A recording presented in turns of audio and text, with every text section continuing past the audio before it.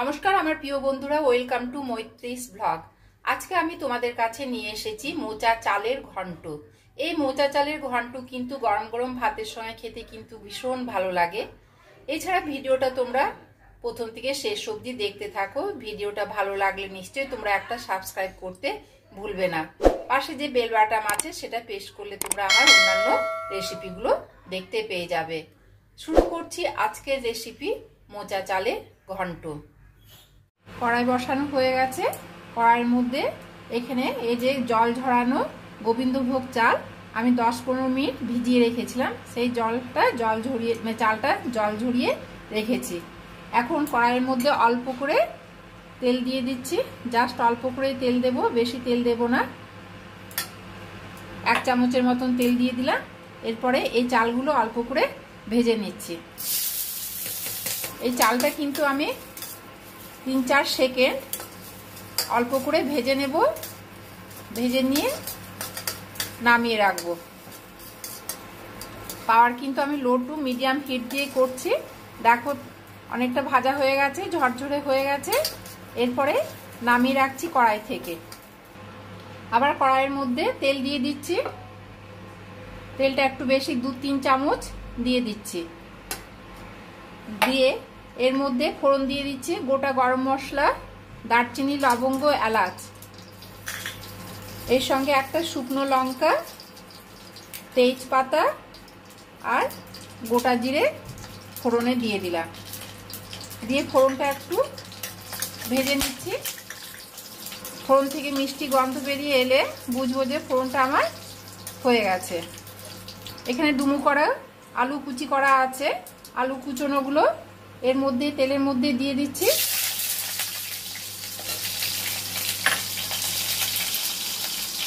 অল্প করে 1/2 চামচ লবণ দিয়ে দিলাম, 1/2 চামচ হলুদের গুঁড়ো দিয়ে দিলাম।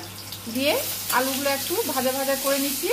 এদিকে কিন্তু ফোড়নটা আমার হয়ে গেছে। ফোড়ন থেকে একটা বেশ মিষ্টি গন্ধ বেরিয়ে আসছে। এই গোটা গরম মশলা এটা আমি 4-5 মিনিট একটু ভেজে নিচ্ছি আলুগুলো। এরপরে আমি এই যে একটা বাটি নিয়ে নিয়েছে, বাটির মধ্যে 1 চামচ জিরে গুঁড়ো নিয়ে নিলাম, আদা পেস্ট নিয়ে নিলাম 1 চামচ, লঙ্কার গুঁড়ো 1 চামচ নিয়ে নিচ্ছি, লঙ্কার গুঁড়ো 1 চামচ নিয়ে নিলাম। নিয়ে এর মধ্যে জল দিয়ে দিচ্ছি। জল দিয়ে মশলাটা কিন্তু দিয়ে দিলাম। এই শুকনো মশলা না দিয়ে জল দিয়ে দিলে মশলাটা কিন্তু পুড়ে যাবে না, পরে কিন্তু আমাকে জল দিতেই হতো। তাই আগে আমি বাটির মধ্যে জল দিয়ে মশলাটা গুলে এর মধ্যে দিয়ে দিলাম। এখানে একটা বড় টমেটো কুচনো দিয়ে দিলাম। দিয়ে মশলাটা ভালো করে কষে নেব।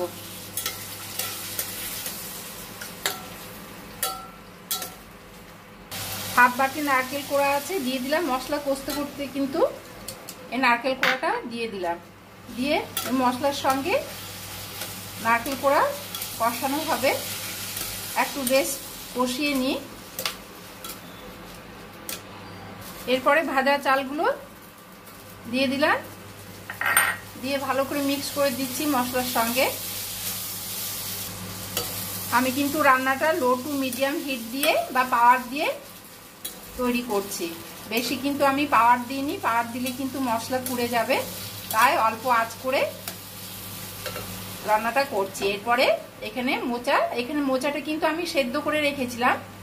মোচা সেদ্ধ করে এটাকে দিয়ে দিচ্ছি। নুন হলুদ দিয়ে সেদ্ধ করেছিলাম। সেদ্ধ করে 1/2 চামচ লবণ দিয়ে দিচ্ছি। আগে কিন্তু আমি লবণ দিয়েছিলাম, আবার লবণ দিয়ে দিলাম অল্প করে 1/2 চামচ। আর মিষ্টি দিয়ে দিলাম। একটি ভালো করে কষিয়ে কষানো হয়ে গেছে। এরপরে জল দিয়ে দিচ্ছি। জল দিয়ে ঢাকনা দিয়ে রেখে দিচ্ছি 10 মিনিট। এই ঢাকনা খুললাম, মতন হয়ে গেছে। 10 মিনিট পরে ঢাকনা খুলে দেখাও, সেদ্ধটা কিন্তু বেশ থকথকে হয়েছে জিনিসটা। এরপরে উপর থেকে গুঁড়ো গরম মশলা দিয়ে দিচ্ছি আর ঘি দিয়ে দেব। 1 চামচ ঘি আর 1/2 চামচ গুঁড়ো গরম মশলা দিয়ে দিলাম। 2-3 সেকেন্ড হয়ে গেছে, ঢাকনা খুললাম। অলরেডি কমপ্লিট হয়ে গেছে মোচা চালের ঘন্ট। এরপরে সার্ভিং বলে ঢেলে রাখছি।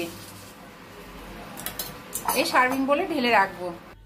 ভিডিওটা তোমাদের কাছে কেমন লেগেছে তোমরা নিশ্চয়ই একটা কমেন্ট করে জানাবে। ভালো লাগলে নিশ্চয়ই তোমরা একটা সাবস্ক্রাইব করতে ভুলবে না। পাশে যে বেল আইকন আছে বা বেল বাটন আছে সেটা প্রেস করলে তোমরা আমার অন্যান্য রেসিপিগুলো দেখতে পেয়ে যাবে। আজকে এই পর্যন্ত, পরের রেসিপি নিয়ে আবার তোমাদের কাছে ফিরে আসবো।